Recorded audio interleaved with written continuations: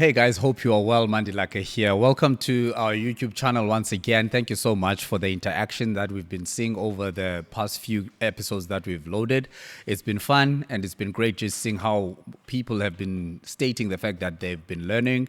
I got a testimony one of these past few days, someone stating that they are now on their third property since they listened to this content. So we thank you for engaging, and we thank you for taking the principles that we've been sharing and applying them in your own life. Remember, this helps when you put it in practice. And we are going to continue to put more content because we are about personal development, about financial literacy, and also about just ensuring that we are growing all around as human beings and as people who actually have goals, financial goals, as well as other goals in place. Without taking too much time today, I want to talk to us about something very personal, something that I felt I need to share my story on it so that you can relate and also understand that as much as we put out information and content concerning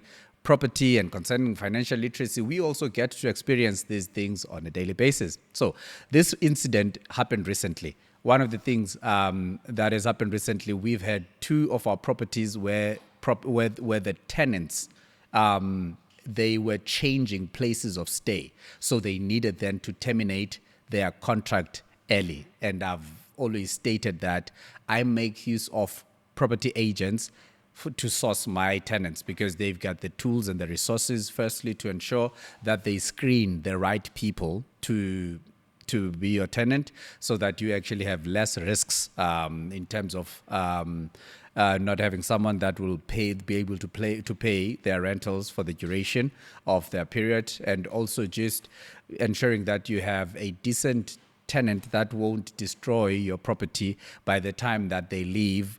Even their deposit does not amount to the amount that you need in order for you to incur the repairs or the maintenance that needs to be done in your property. So I make use of agents because of that reason. Now, one of the things that has happened is that in my use of an agent or of agents, property agents, to source tenants, I also get them to manage the property on a month-to-month basis.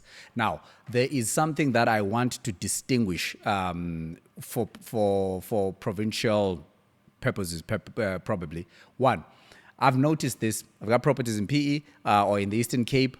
When you get a property agent in the Eastern Cape, their sourcing fees are different structurally than what is being done in Joburg.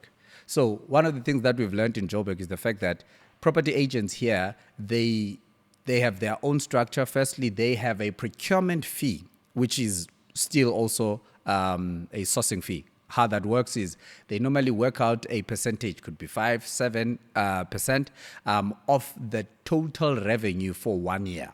Because my understanding is that 1 year revenue is what they guarantee you with the tenant that they sourced for you, that for a year they will be able to collect a year's worth of revenue from your rental of your property to these particular tenants, which is a great thing.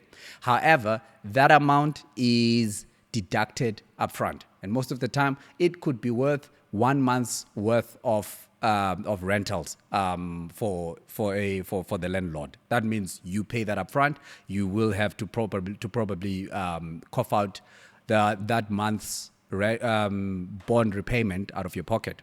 This is very key. It might actually just get me tripping over certain aspects of it, but I'm going to get the point across. So what happens is that for the 1 month, which normally is the initial month of the contract with the tenant, you must be ready that you will pay the bond out of your pocket because you will be paying the agent. Now, one of the lovely things about that is the fact that that amount you are paying to the agent is fully deductible for your tax purposes, all right? So you are not necessarily losing entirely. And also, this is a service that you are getting that takes off the weight off your shoulders of ensuring that you get the right tenant and the tenant that can afford and that also has been screened accordingly. you want to make sure that you screen the tenants that you are going to allow to stay in your property so thorough that you know their credit scores, you know their previous or their history in terms of rentals. You want to know where they come from, reasons for why they've. So you need resources for that. So I just want us to be comfortable with the fact that when you're paying that money, it's not really just throwing your money away, but you are definitely buying a valuable service. All right. So let's get then to where the point I'm headed to. Firstly, I want to encourage everyone that wants to make use of an agent to be well versed with the contract that you are signing between yourself and the agent, because that document is binding in terms of the clauses it entails.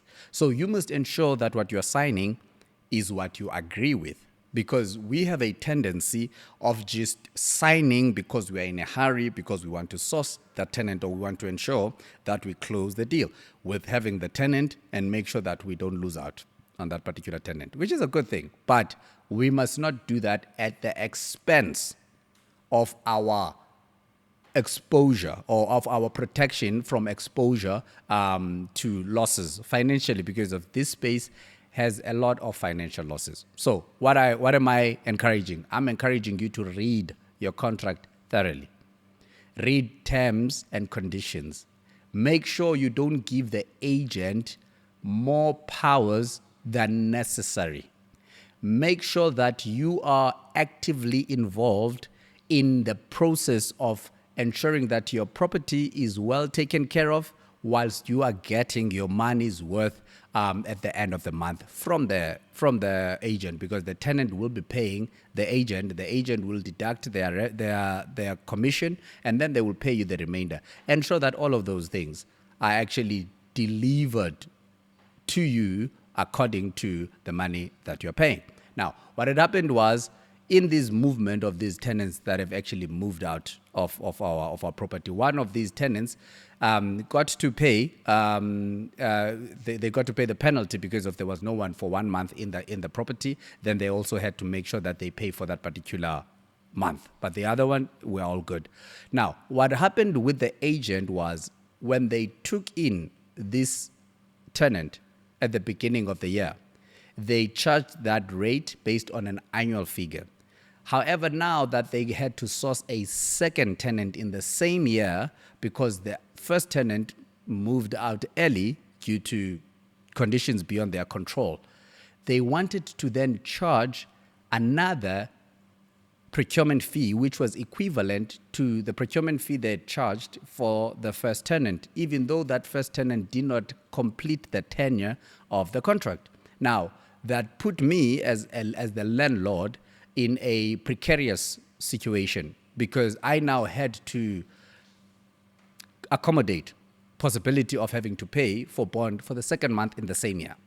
Now, because I got to look at each and every one of the terms and conditions, and also I understood the financial implications and actually the principle used in order to calculate the procurement fee, I got to engage the agent, and I pushed back, because I dealt with probably 2, 3, or 4 people in that particular agency. I will not call their name. They are a well-established property agency company. However, they missed the mark in this particular aspect until I explained to them. Firstly, that procurement fee is theirs to actually recognize, even in their books, as revenue only when they have completed the year with the tenant that they have sourced for us. That means that 7% of that year's rental is only fully due to them once that year is completed with the tenant paying the rental.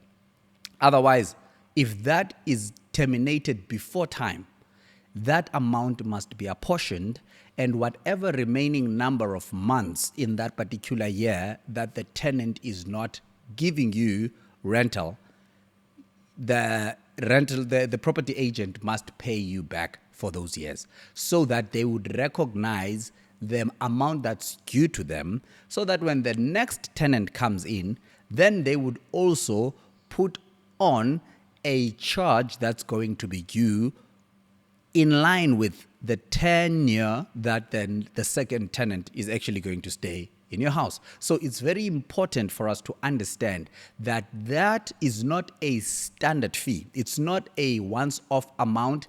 Yes, it is a once-off in terms of they are deducting it, but its recognition is over a period of time.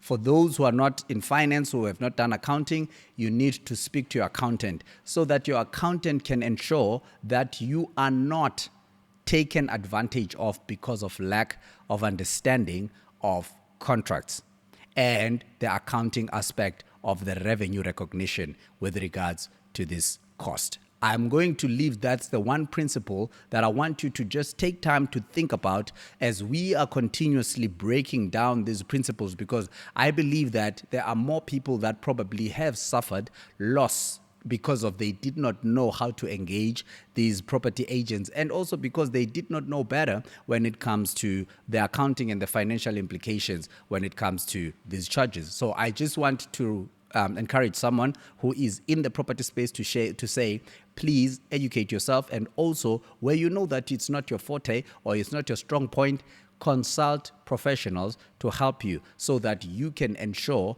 that you are only paying what is due and you are getting the full benefit of what is due to you. My name is Mandelake.